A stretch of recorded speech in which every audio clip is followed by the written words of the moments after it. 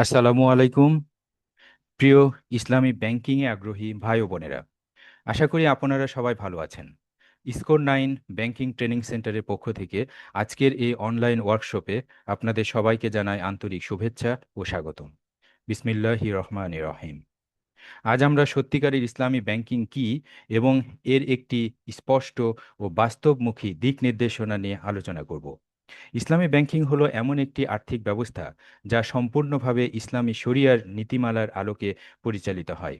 এখানে সুদ ভিত্তিক লেনদেন, ঋণ নির্ভর কাঠামো, সুদ সংশ্লিষ্ট বন্ধক কিংবা শরিয়া বিরোধী কোনো আর্থিক চর্চার স্থান নেই।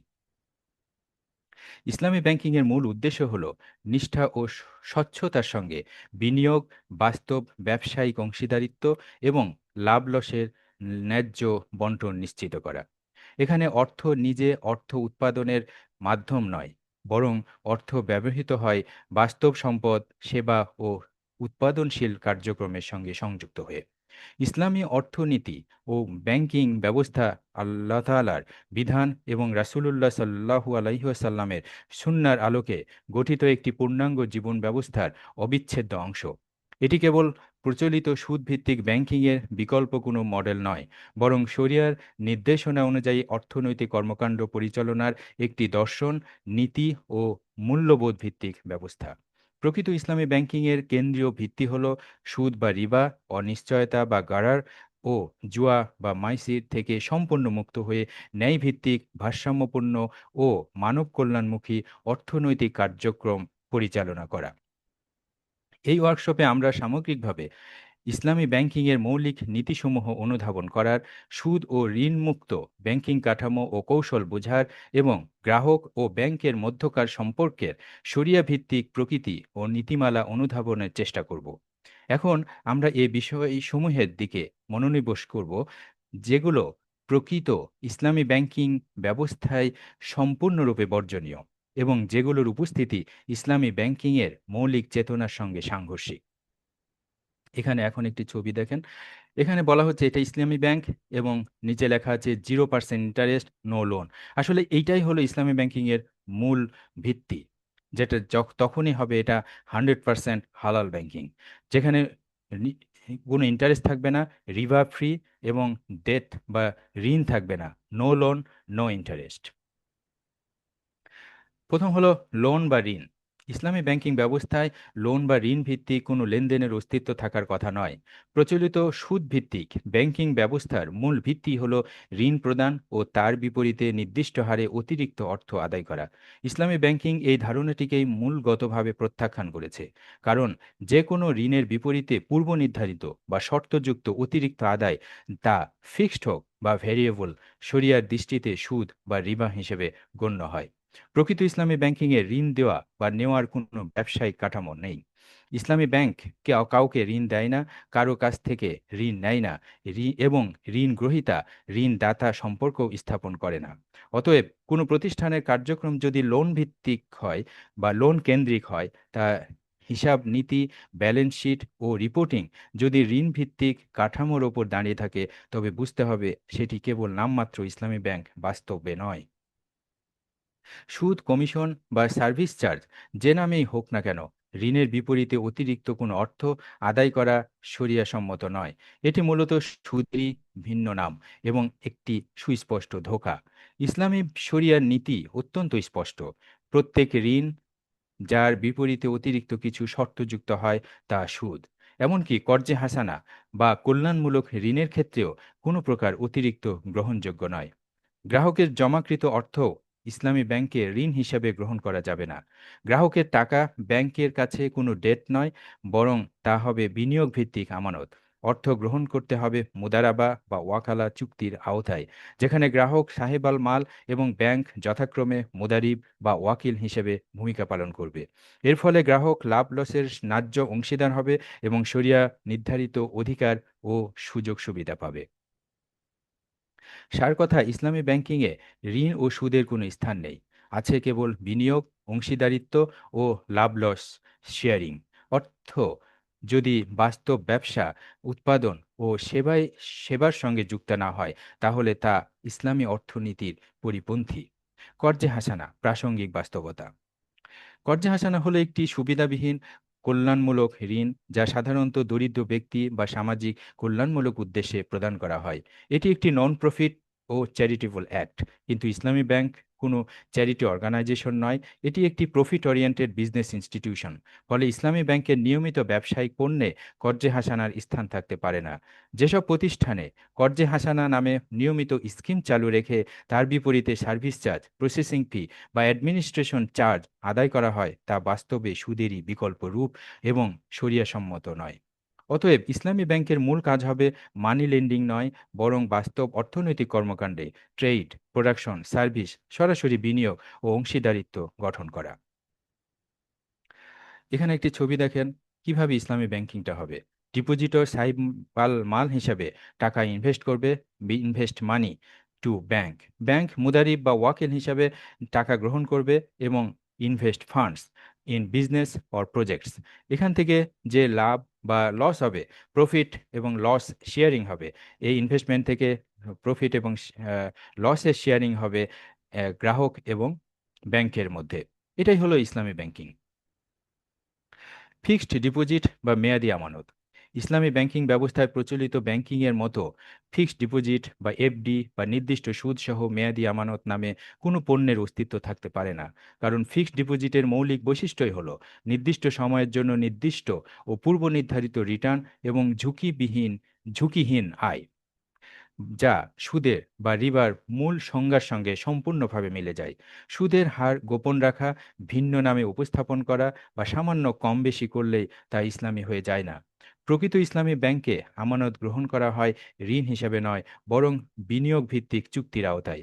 এজন্য ইসলামী ব্যাংককে অবশ্যই মুদারাবা বা ওয়াকালা বা প্রযোজ্য ক্ষেত্রে ওয়াদিয়া ভিত্তিতে আমানত সংগ্রহ করতে হবে। আমানত গ্রহণের শরিয়াসম্মত ভিত্তি। মুদারাবা এটি একটি প্রফিট লস শেয়ারিং ভিত্তিক বিনিয়োগ ব্যবস্থা। এখানে লাভ পূর্ব নির্ধারিত নয়, প্রকৃত লাভ হলে তা নির্ধারিত অনুপাতে বণ্টিত হয়। লোকসান হলে মূলধনের ক্ষতির ঝুঁকি সাহেব আল মাল বহন করে, অবহেলা বা জালিয়াতি ব্যতীত। রিটার্ন সর্বদা ভ্যারিয়েবল এবং বাস্তব বিনিয়োগ ফলাফলের উপর নির্ভরশীল। ওয়াকালা এখানে গ্রাহক ব্যাংকের নির্দিষ্ট খাতে বিনিয়োগের জন্য এজেন্ট বা ওয়াকিল হিসাবে নিযুক্ত করে। ব্যাংক নির্ধারিত ফি পায় তার সেবার বিনিময়ে। বিনিয়োগের লাভ বা ক্ষতি মূলত গ্রাহকের উপর বর্তায় শর্তানুযায়ী। আমানতকারীর প্রতি ইসলামী ব্যাংকের আবশ্যিক দায়িত্ব। ইসলামী ব্যাংকে আমানত গ্রহণের সময় আমানতকারীকে স্পষ্টভাবে জানাতে হবে তার অর্থ কোন রিয়েল ইকোনমিক সেক্টরে বিনিয়োগ করা হবে, যেমন কৃষি, শিল্প, বাণিজ্য, সেবা খাত। ব্যাংক ও গ্রাহকের মধ্যে লাভ ক্ষতির বন্টন অনুপাত, ন্যূনতম বিনিয়োগ সময়কাল, আগাম উত্তোলন বা প্রিম্যাচিউর উইথড্রয়ালের শর্তাবলী, বিনিয়োগে বিদ্যমান ঝুঁকি বা রিস্ক ডিসক্লোজার। এই স্বচ্ছতা ছাড়া কোনো আমানতই শরিয়াসম্মত হতে পারে না। ফিক্সড ডিপোজিটের পরিবর্তে কি থাকবে? ইসলামী ব্যাংকে ফিক্সড ডিপোজিটের পরিবর্তে থাকবে ইনভেস্টমেন্ট অ্যাকাউন্ট, মুদারা বা টার্ম ডিপোজিট, মুদারা বা সেভিংস, যেখানে গ্রাহক হবেন সাহিব আল মাল এবং ব্যাংক বিনিয়োগ ব্যবস্থাপক বা এজেন্ট। অতএব ইসলামী ব্যাংকিংয়ে নির্দিষ্ট সুদ সহ মেয়াদি আমানতের কোনো স্থান নেই। এখানে সুদের পরিবর্তে নিশ্চিত করা হয় বাস্তব ব্যবসায়িক বিনিয়োগ ও লাভ লস শেয়ারিং। ইসলামী ব্যাংক অর্থ সংগ্রহ করে মুদারাবা বা ওয়াকালা মোডে এবং সেই অর্থ ব্যবহার করে রিয়েল ইকোনমিক অ্যাক্টিভিটিসে বিনিয়োগ করে। সংক্ষেপে বলা যায় ইসলামী ব্যাংকিংয়ে ফিক্সড ডিপোজিট নয়, থাকবে সাহেব আল মাল ভিত্তিক বিনিয়োগ স্কিম, যা সুদমুক্ত ও শরিয়াসম্মত অর্থনৈতিক ব্যবস্থার বাস্তব প্রতিফলন। এসওডি বা সিকিউরড ওভারড্রাফট বা আমানতের বিপরীতে ঋণ। ইসলামী ব্যাংকিং ব্যবস্থায় এসওডি বা সিকিউরড ওভারড্রাফট এর কোনো স্থান নেই, কারণ এসওডি মূলত একটি সুদভিত্তিক ঋণ কাঠামো। এখানে গ্রাহক তার আমানত বা সম্পদ বন্ধক রেখে একটি নির্দিষ্ট ক্রেডিট লিমিট পায় এবং ব্যবহৃত অর্থের উপর ব্যাংক সুদ বা সুদের নামান্তরে মুনাফা আদায় করে। কাঠামোগতভাবে একটি ঋণ প্লাস অতিরিক্ত আদায় যা সরাসরি রিবার অন্তর্ভুক্ত।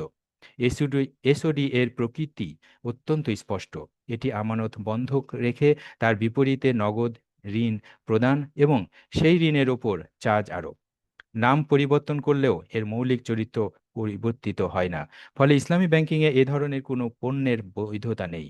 প্রকৃত ইসলামী ব্যাংকিংয়ে কোনো ধরনের ঋণ বা নগদ দেনা দায় ভিত্তিক ফ্যাসিলিটি গ্রহণযোগ্য নয়। অর্থ সরবরাহ করতে হবে ঋণ হিসেবে নয়, বরং শরিয়াসম্মত লেনদেন ভিত্তিক ট্রানজ্যাকশন বেসড কাঠামোর মাধ্যমে। শরিয়াসম্মত বিকল্প। প্রয়োজন অনুযায়ী ইসলামী ব্যাংকে যে বিকল্পগুলো ব্যবহার করতে পারে সেগুলো হলো কর্জে হাসানা, শুধুমাত্র কল্যাণমূলক বা চ্যারিটি উদ্দেশ্যে, কোনো লাভ বা চার্জ বা ফি ছাড়া। বাইসালাম, ভবিষ্যৎ ডেলিভারির বিপরীতে অগ্রিম মূল্য প্রদান। মুরাবাহা, পণ্য ক্রয় করে গ্রাহকের নিকট ঘোষিত মুনাফায় বিক্রয়, তবে বাকির কারণে অতিরিক্ত নেওয়া যাবে না। ইস্তিসনা, উৎপাদন বা নির্মাণ ভিত্তিক চুক্তির মাধ্যমে অর্থায়ন। এখানে একটি বিষয় অত্যন্ত গুরুত্বপূর্ণ, এই সবগুলোই সেল বেসড বা অ্যাসেট ব্যাকড ট্রানজ্যাকশন, লোন নয়। অর্থ সরাসরি ধার দেওয়া হয় না, বরং বাস্তব পণ্য সেবা বা উৎপাদনের কার্যক্রমের সঙ্গে যুক্ত হয়ে অর্থায়ন করা হয়। সংক্ষেপে বলা যায়, এসওডি মানেই সুদভিত্তিক ঋণ কাঠামো, আর তাই ইসলামী ব্যাংকিং ব্যবস্থায় এর কোনো স্থান নেই। ইসলামী ব্যাংকিংয়ে মূলনীতি হলো রিবা পরিহার করে বাস্তব অর্থনৈতিক কর্মকাণ্ডে লেনদেন ভিত্তিক অর্থায়ন নিশ্চিত করা, ওভারড্রাফট বা ঋণ নির্ভর ব্যবস্থার মাধ্যমে নয়। রেট বা সুদের হার। ইসলামী লেনদেনে রেট অফ ইন্টারেস্ট বা সুদের হার, তা নির্দিষ্ট বা ফিক্সড হোক বা অনির্দিষ্ট বা পরিবর্তনশীল বা ফ্লোটিং, কোনোটি বলা বা ব্যবহার করা শরিয়াসম্মত নয়, কারণ ইসলামী অর্থব্যবস্থায় লেনদেন ঋণ বা লোন কেন্দ্রিক নয়, বরং তা সম্পদ বা অ্যাসেট ও ব্যবসা বা ট্রেড বা ইনভেস্টমেন্ট ভিত্তিক।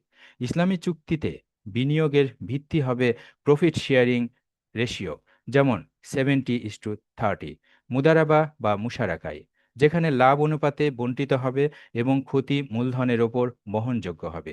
Selling price. মুরাবাহাতে ক্রয় মূল্য ও বিক্রয় মূল্য স্পষ্টভাবে নির্ধারিত থাকবে। রেন্টাল রেট, ইজারাতে নির্দিষ্ট সম্পদের বিপরীতে ভাড়া নির্ধারিত হবে। এ সকল ক্ষেত্রেই মূল্য বা অনুপাত পূর্ব নির্ধারিত ও স্পষ্ট হতে হবে, তবে তা কখনোই ঋণের ওপর অতিরিক্ত চার্জ হিসাবে নির্ধারিত হতে পারে না। অতএব ইসলামী ব্যাংকিংয়ে ফিক্সড রেট কিংবা ফ্লোটিং রেট কোনোটিরই অস্তিত্ব নেই, কারণ শরিয়া অনুযায়ী ব্যবসায় লাভ নিশ্চিত নয় এবং ক্ষতির সম্ভাবনা বাস্তব ও স্বীকৃত। এখানে কেবল থাকবে প্রফিট শেয়ারিং রেশিও বা অ্যাসেট বেসড প্রাইস বা রেট, কখনোই ইন্টারেস্ট রেট নয়। ওভারডিউ চার্জ বা বিলম্ব ফি। ইসলামী ব্যাংকিং ব্যবস্থায় ঋণ বা লোন লেনদেনের ভিত্তি নয়, ফলে ঋণ পরিশোধে বিলম্বের অজুহাতে অতিরিক্ত জরিমানা, ওভারডিউ চার্জ বা বিলম্ব মূল্য আরোপ করার কোনো শরিয়াসম্মত অবকাশ নেই। বিলম্বের কারণে নির্ধারিত মূল্য দায়ের বাইরে অতিরিক্ত কোনো অর্থ গ্রহণ করা নিষিদ্ধ, কারণ ইসলামী ব্যাংকিং পরিচালিত হয় অংশীদারিত্ব ভিত্তিক ব্যবসা, মুশারাকা, মুদারাবা অথবা চুক্তিভিত্তিক বিনিয়োগ ও বাণিজ্য, মুরাবাহা, ইজারা ইত্যাদির মাধ্যমে। এখানে ব্যাংক ও গ্রাহক উভয়েরই মূলধন, শ্রম, দক্ষতা ও ঝুঁকিতে অংশগ্রহণ করে এবং লাভ ভাগ করে নেয় ও ক্ষতি বহন করে। পরিশোধে দেরি হলে অতিরিক্ত অর্থ আদায় মূলত সুদেরই আরেক রূপ, যা শরিয়া অনুযায়ী সম্পূর্ণ নিষিদ্ধ। ইসলামী ব্যাংকিং মূলত সম্পদ, দক্ষতা ও ঝুঁকি সমন্বয়ে যৌথ লক্ষ্য অর্জনের একটি অংশীদারিত্বমূলক ব্যবস্থা। তাই এখানে দেনাদার পাওনাদার সম্পর্ক সৃষ্টির কথা নয়, এবং সে কারণে দেরির জন্য শাস্তিমূলক অর্থ আদায় এর ধারণাও থাকার কথা নয়। অতএব কোনো প্রতিষ্ঠান যদি ইসলামী ব্যাংকের নামে বিলম্বজনিত জরিমানা বা অতিরিক্ত চার্জ আরোপ করে, তবে তা স্পষ্টভাবে প্রমাণ করে যে প্রতিষ্ঠানটি বাস্তবে ইসলামী ব্যাংকিং অনুসরণ করছে না, বরং ইসলামী ব্যাংকিংয়ের নামে ঋণ ভিত্তিক লেনদেন পরিচালনা করে সুদ আদায় করছে। রিশিডিউলিং বা পুনঃতফসিলীকরণ। ইসলামী ব্যাংকিং ব্যবস্থা ঋণ বা লোন লেনদেনের ভিত্তিতে পরিচালিত হয় না, সুতরাং ঋণ পুনঃতফসিলীকরণ বা ঋণ রিশিডিউলিং এর প্রশ্নই ওঠে না। ইসলামী ফাইন্যান্সিং মূলত চুক্তিভিত্তিক ও সম্পদ নির্ভর অ্যাসেট বেসড ব্যবস্থা, যেখানে প্রতিটি লেনদেন স্বতন্ত্র শরিয়া চুক্তির অধীনে পরিচালিত হয়। যদি কোনো গ্রাহক বা ক্লায়েন্ট বাস্তব ব্যবসায়িক সমস্যায় পড়ে, তাহলে শরিয়া সম্মত উপায়ে পারস্পরিক সম্মতির ভিত্তিতে মিউচুয়াল কনসেন্টে বিদ্যমান চুক্তির শর্ত সংশোধন করা যেতে পারে, অথবা নতুন শর্তে নতুন ফাইন্যান্সিং চুক্তি সম্পাদন করা যেতে পারে। তবে এটি কখনোই প্রচলিত অর্থে ঋণ পুনঃতফসিলীকরণ নয়। প্রচলিত ব্যাংকিংয়ে পুনঃতফসিলীকরণের মাধ্যমে সাধারণত মেয়াদ বাড়ানো হয়, সুদের হার বৃদ্ধি পায় এবং মোট দেনার পরিমাণ বেড়ে যায়। ইসলামী ব্যাংকিংয়ে এ ধরনের পদ্ধতি সম্পূর্ণ অগ্রহণযোগ্য, কারণ এতে মূল দায়ের ওপর সময়ের বিনিময়ে অতিরিক্ত অর্থ আরোপ করা হয়, যা স্পষ্টভাবে রিবা বা সুদ। অতএব ইসলামী ব্যাংকিংয়ে কোনো লেনদেনে দেনা বাড়িয়ে সময় কেনাবেচা করার সুযোগ নেই, বরং প্রতিটি সমস্যার সমাধান হতে হবে নতুন বা সংশোধিত শরিয়াসম্মত চুক্তি এর মাধ্যমে, রিবার সব রূপ থেকে মুক্ত থেকে। সাসপেন্স অ্যাকাউন্ট বা অনিশ্চিত হিসাব। প্রচলিত ব্যাংকিং ব্যবস্থায় সাসপেন্স অ্যাকাউন্টে প্রায়ই অ্যাক্রুড ইন্টারেস্ট বা এমন আয় জমা রাখা হয় যার প্রকৃতি মালিকানা বা চূড়ান্ত হিসাব তাৎক্ষণিকভাবে নির্ধারিত নয়। এ ধরনের অনিশ্চিত ও ঝুলন্ত আয় সাময়িকভাবে ধরে রাখাই এই হিসেবের উদ্দেশ্য। ইসলামী ব্যাংকিংয়ে আয় এর ক্ষেত্রে ভিন্ন নীতিমালা প্রযোজ্য। এখানে প্রতিটি আয় হতে হবে বাস্তবায়িত বা রিয়ালাইজড, নিশ্চিত বা সার্টেন, এবং শরিয়াসম্মত উৎস থেকে অর্জিত। যে আয়ের উৎস অনিশ্চিত, সন্দেহযুক্ত অথবা শরিয়াসম্মত নয়, তা কোনো অবস্থাতেই গ্রহণযোগ্য নয়, এবং সে ধরনের আয় সংরক্ষণের জন্য সাসপেন্স অ্যাকাউন্ট ব্যবহারের সুযোগ নেই। কারণ সাসপেন্স অ্যাকাউন্টের ধারণার মধ্যে নিহিত থাকে অনিশ্চয়তা, পরিষ্কার মালিকানার অভাব এবং আয়ের প্রকৃতি সম্পর্কে সন্দেহ। অথচ ইসলামী ব্যাংকিংয়ে প্রতিটি টাকার উৎস, মালিকানা ও শরিয়াগত বৈধতা সম্পূর্ণরূপে স্পষ্ট হতে হবে। সন্দেহযুক্ত বা হারাম আয় কোনোভাবেই হালাল হিসাবে বিবেচিত হতে পারে না, এবং তা ইসলামী ব্যাংকিং কাঠামোর সাথে সামঞ্জস্যপূর্ণ নয়। মর্টগেজ বা বন্ধক। প্রচলিত ব্যাংকিং ব্যবস্থায় মর্টগেজ মূলত ঋণ বা লোনের বিপরীতে কোলাটেরাল বা সিকিউরিটি হিসেবে ব্যবহৃত হয়, যাতে ঋণ পরিশোধ না হলে ব্যাংক একতরফাভাবে দাবি আদায় করতে পারে। এই কাঠামো সম্পূর্ণরূপে ঋণ ভিত্তিক ও সুদ নির্ভর। কিন্তু ইসলামী ব্যাংকিংয়ে আয়ের ভিত্তি সম্পূর্ণ ভিন্ন।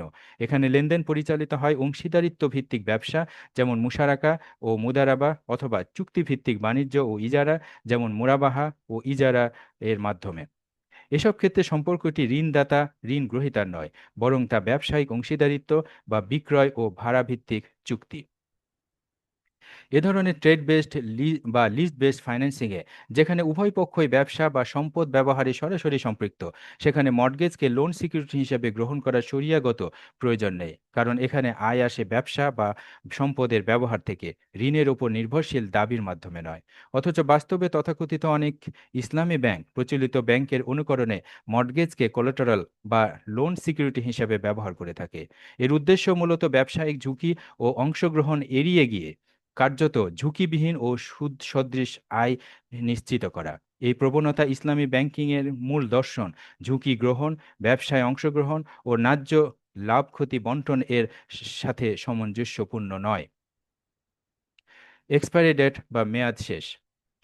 প্রচলিত ব্যাংকিং ব্যবস্থায় এক্সপায়ারি ডেট বা মূল ঋণ বা লোন এর মেয়াদ শেষ হওয়ার তারিখ নির্দেশ করে।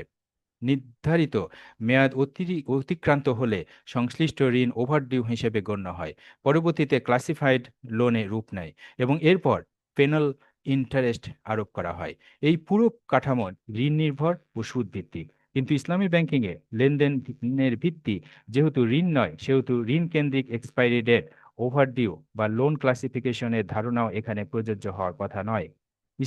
ইসলামী ব্যবস্থায় থাকতে পারে বিনিয়োগ প্রকল্পের মেয়াদ বা ইনভেস্টমেন্ট টেনিউর, অথবা ইজারা ভিত্তিক ভাড়ার সময়কাল বা লিজ পিরিয়ড, যার সম্পূর্ণভাবে সুদ চুক্তিভিত্তিক এবং ব্যবসা বা সম্পদের ব্যবহারের সাথে সম্পর্কিত।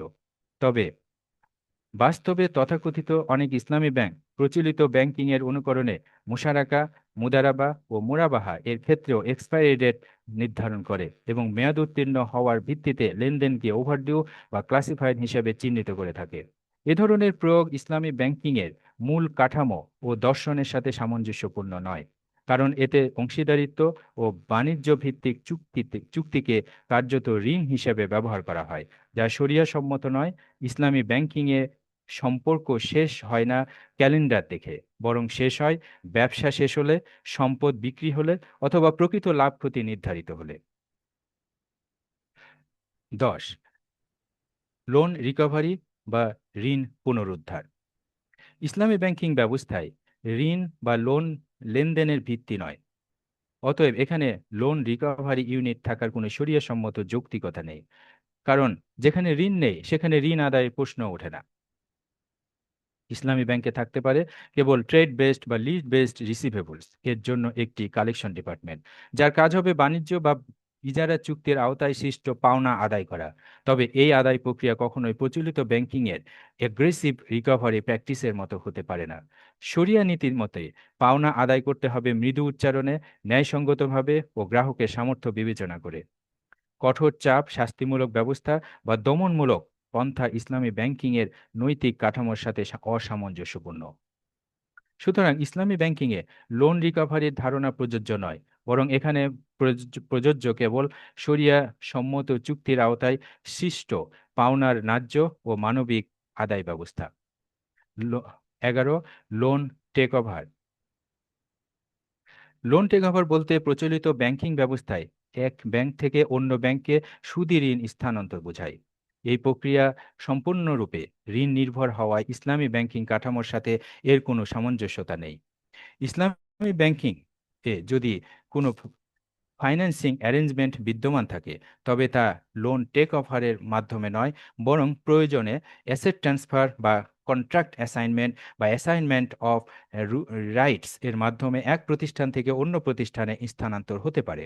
তবে তা কেবল তখনই গ্রহণযোগ্য যখন সংশ্লিষ্ট চুক্তিটি শরিয়া সম্মত এবং নতুন প্রতিষ্ঠান সেই চুক্তির দায় দায়িত্ব শরিয়া বিরোধী কোনো উপাদান ছাড়াই গ্রহণ করে। অতএব ইসলামী ব্যাংকিংয়ে ঋণের অস্তিত্ব না থাকায় লোন টেকওভার এর কোনো অস্তিত্ব নেই। এক ব্যাংকের সুদি ঋণ অন্য ব্যাংকে স্থানান্তর করাকে কোনো অবস্থাতেই ইসলামী ব্যাংকিং বলা যায় না।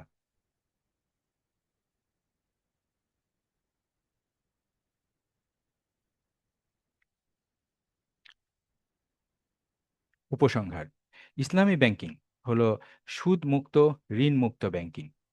মুদারাবা ও ওয়াকালা হলো নিষ্ঠা ও স্বচ্ছ বিনিয়োগ। লাভ লস শেয়ারিং মানে গ্রাহক ও ব্যাংকের সমানাধিকার। প্রকৃত ইসলামী ব্যাংকিং হলো একটি আদর্শ ভিত্তিক ও নৈতিক অর্থব্যবস্থা, যার কেন্দ্রে রয়েছে ন্যায় বিচার, ঝুঁকি ভাগাভাগি ও বাস্তব অর্থনৈতিক কর্মকাণ্ডে অংশগ্রহণ। উপযুক্ত প্রচলিত ব্যাংকিং পরিভাষা ও পদ্ধতিগুলো ইসলামী ব্যাংকিং থেকে সম্পূর্ণরূপে বহিষ্কার করতে হবে। শুধু নাম পরিবর্তন করে কনভেনশনাল প্রোডাক্টস ইসলামী লেবেল দিয়ে দিলে তা শরিয়া সম্মত হয় না। প্রয়োজনে সত্যিকারের asset backed, profit loss sharing based এবং ইথিক্যাল ইনভেস্টমেন্ট মডেল প্রতিষ্ঠা করা, যা ইসলামের অর্থনৈতিক দর্শনের সাথে সম্পূর্ণ সঙ্গতিপূর্ণ। ইসলামী ব্যাংকিং শুধু ব্যবসা নয়, এটি আল্লাহর সন্তুষ্টি অর্জনের একটি মাধ্যম। তাই প্রতিটি লেনদেন, প্রতিটি পণ্য এবং প্রতিটি অপারেশনাল পলিসি যেন শরিয়ার বিধান পরিপূর্ণরূপে মেনে চলে, সেদিকে সজাগ দৃষ্টি রাখা প্রত্যেকের ইমানি দায়িত্ব। যদি হিসাব, রিপোর্টিং ও আইনগত কাঠামো সবই লোন কেন্দ্রিক হয়, তাহলে ইসলামী ব্যাংকিং কেবল একটি মোড়ক, বাস্তবতা নয়। আসুন আমরা নাম নয়, নিয়ম বদলাই, শব্দ নয়, শরিয়া বাস্তবায়ন করি। আমাদের আকাঙ্ক্ষা কেবল ইসলামী ব্যাংকের সংখ্যা বাড়ানো নয়, বরং প্রকৃত ইসলামী ব্যাংকিংয়ের একটি মানসম্মত, টেকসই এবং বাস্তবভিত্তিক কাঠামো গড়ে তোলা। আমরা বিশ্বাস করি এই কাঠামো শুধু ব্যাংকিং খাতের কাঠামোগত উন্নয়নে নয়, বরং সমাজের দীর্ঘমেয়াদী নৈতিক ও অর্থনৈতিক কল্যাণেরও পথপ্রদর্শক হবে। এই লক্ষ্য অর্জনে আমাদের সচেতন অংশগ্রহণ, ঐক্যবদ্ধ অবস্থান অত্যন্ত গুরুত্বপূর্ণ। শুধু দুনিয়াবী স্বার্থের বিবেচনায় নয়, বরং আখিরাতের জবাবদিহিতার অনুভূতি থেকেই। আল্লাহ তাআলা যেন আমাদেরকে সবাইকে সত্যকে সঠিকভাবে উপলব্ধি করার, তা গ্রহণ করার এবং বাস্তবে প্রয়োগ করার তৌফিক দান করেন। যদি এই বক্তব্য আপনাদের চিন্তাভাবনায় ইতিবাচক প্রভাব ফেলে থাকে, তাহলে ভিডিওটি লাইক করুন, কমেন্টে আপনার মূল্যবান মতামত জানান এবং চ্যানেলটি সাবস্ক্রাইব করতে ভুলবেন না, যাতে ভবিষ্যতেও এমন গুরুত্বপূর্ণ বিষয় নিয়ে আপনাদের সঙ্গে আলোচনা অব্যাহত রাখতে পারি। ধৈর্য ও মনোযোগের সঙ্গে আমার কথা শোনার জন্য আপনাদের সবাইকে আন্তরিক ধন্যবাদ। আল্লাহ হাফেজ।